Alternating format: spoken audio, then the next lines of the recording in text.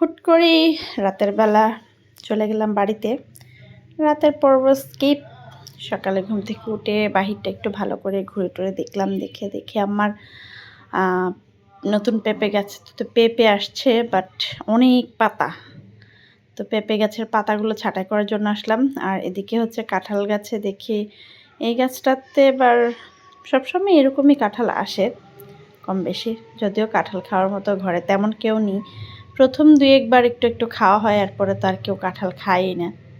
তো পেঁপে গাছগুলার পাতাগুলো সব নিচের পাতাগুলো সবগুলো ছাঁটাই করে দিলাম, কারণ এই গাছে যত বেশি পাতা থাকে গাছের কিন্তু খাবার বেশি লাগে, সেজন্য এক্সট্রা যে পাতাগুলো এগুলো ছাঁটাই করে দিয়েছি। এই গাছে আবার প্রচুর কম কাঁঠাল আসছে, মাত্র 6টা না 7টা কাঁঠাল। প্রত্যেক বছর 20-25 তো আসেই। আর এদিকের পেঁপে গাছেও দেখি অনেক পাতা হয়ে গেছে। তো এখানের পেঁপে গাছের পাতাগুলো ছাঁটাই করে দিয়ে খুব খেতে লাগছে। তো আম্মা মিষ্টি আলু পোড়া দিয়ে রাখছিল গতদিন, মিষ্টি আলু খেলাম। এটা হচ্ছে ভোর 6টার দিকে মেবি। 1 গ্লাস দুধ খেলাম। দুধ খাওয়ার পরে তারপরে হচ্ছে সকালে নাস্তা আয়োজন হচ্ছে বিচি আলুর ভর্তা, কাঁঠাল বিচির ভর্তা, শুটকির ভর্তা, আর সাথে হচ্ছে খুদে ভাত। তো ছেলেকে প্রথমে খাইয়ে দিচ্ছি, ডিম নিয়েছি, আমিও একসাথে খেয়ে নিব। আর হচ্ছে এই হচ্ছে দুধটা, গ্রামের দুধ, এত সুন্দর স্মেল, একদম ভেজাল মুক্ত। তো ছেলেকে কিছু খাইয়ে দিয়ে বাকি ভাতগুলো আমি নিয়ে নিচ্ছি ভর্তা দিয়ে। খুদের ভাত, আমরা খুদের ভাত বলি আর কি, কোন অঞ্চলে বাউয়া বলে, কোন অঞ্চলে খুডডালা বলে, আবার কোন অঞ্চলে আরে জানি কি বলে, বইডা ভাত। তো ভর্তা দিয়ে খেয়ে নিলাম আলহামদুলিল্লাহ। সকালবেলা খুব জম্পেশ নাস্তা। তো দুপুরবেলা হচ্ছে আমার ছেলে অনেকদিন ধরে বিরিয়ানি করছে, দাদুর বাড়িতে বিরিয়ানি খাবে। তো বিরিয়ানি করছি।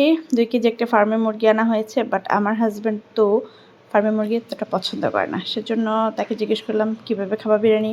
ফার্মের মুরগি বিরিয়ানি করলে তার জন্য অবশ্যই ভেজে দিতে হবে, তাহলে সে খাবে। তার কাছে ভেজে করলে মুরগিতে নাকি কোনো স্মেল লাগে না, বাট ভেজে বিরিয়ানি না করলে তার কাছে মুরগির স্মেল আসে আর কি, ফার্মের মুরগির। আচ্ছা যাই হোক, তো বিরিয়ানিটা রান্না করে তারপরে হচ্ছে ধনেপাতা আর ঘি দিয়ে দিলাম। বিশ্বাস করবেন না, বিরিয়ানিটা এত সুন্দর, এত পারফেক্ট হয়েছে, একদম নরম তুলতুলে আর ঝরঝরা হয়েছিল ভাতগুলা। আর সব কিছু যেহেতু ভেজে দিয়েছিলাম, এত মজা হয়েছিল কি আর বলবো। সব কিছু নিয়েছে, ঢাকা দিয়ে চলে গেলাম। তারপর হচ্ছে খাওয়া করবো, অবশ্যই ছেলেকে আগে খাইয়ে নিয়েছি। বিরিয়ানিটা এত এত মজা হয়েছিল আলহামদুলিল্লাহ, কারণ চিকেন বিরিয়ানি সচরাচর এত মজা আমার হাতে অ্যাটলিস্ট হয় নাই। আপনারা যে যাই বলেন, কাচ্চি বিরিয়ানি বলেন, হাজির বিরিয়ানি বলেন, পাক্কি বিরিয়ানি বলেন, যে পট বিরিয়ানি যাই বিরিয়ানি বলেন, আমার কাছে হচ্ছে নর্মালি বিরিয়ানিটাই সবচেয়ে বেস্ট। বিকেলবেলা বাবা ছেলে মিলে ঘুরতে গেল, আর হচ্ছে দেখি আম্মা অনেকগুলো আমসত্ত্ব বানিয়ে রাখছে। এই আমসত্ত্ব এক জিনিস যেটা আমি কখনো বাসায় ট্রাই করিনি, করতেও চাইনি, কারণ আমার শাশুড়ি এত মজার আর এত ভালো আমসত্ত্ব বানায়, আমি এটা ট্রাই করতেও চাই না। ঠিক আছে। তারপরে এই যে দেখেন আমার বাসার স্পাইডারম্যান, এই ড্রেসের জন্য যে সে কি অবস্থা করছে, এটা পাওয়ার পরে তারপর ওর শান্তি।